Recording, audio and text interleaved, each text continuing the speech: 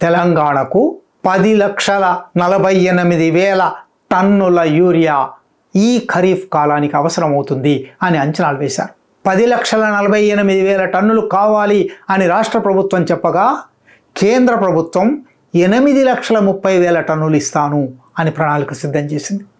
అక్కడే 2.5 లక్షల టన్నులు కోత విధించారు. పోనీ వాగ్దానం చేసిన 8,30,000 టన్నులైనా ఇచ్చారా అంటే ఏప్రిల్ సెప్టెంబర్ ఖరీఫ్ కాలంలో కేంద్ర ప్రభుత్వం ప్రభుత్వానికి తెలంగాణకు అందజేసిన యూరియా 5,60,000 టన్నులు మాత్రమే.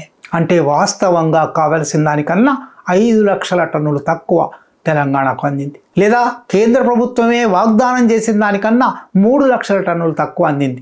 ఇది ఒకవైపు కాగా ఆశ్చర్యకరంగా 2025 ఖరీఫ్, ఇప్పుడు నడుస్తున్న ఖరీఫ్ కాలం వరి సాగు విస్తీర్ణం విపరీతంగా పెరిగింది. 2024 ఖరీఫ్లో తెలంగాణలో 32 లక్షల ఎకరాలలో వరి వేయగా 2025 ఖరీఫ్లో 55 లక్షల ఎకరాలలో వరి వేశారు. అంటే 23 లక్షల ఎకరాలు, దాదాపు 80% ఎక్కువ. యూరియా అందినదేమో అవసరమైన దానికన్నా 5 లక్షల టన్నులు తక్కువ. యూరియా అవసరమైన వరి సాగు విస్తీర్ణమేమో 23 లక్షల ఎకరాలు ఎక్కువ. ఈ స్థితి వల్ల ఇవాల్టి సంక్షోభం వచ్చింది.